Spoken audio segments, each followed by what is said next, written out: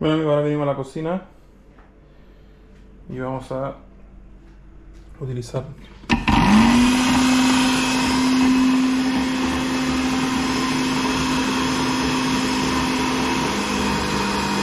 la licuadora.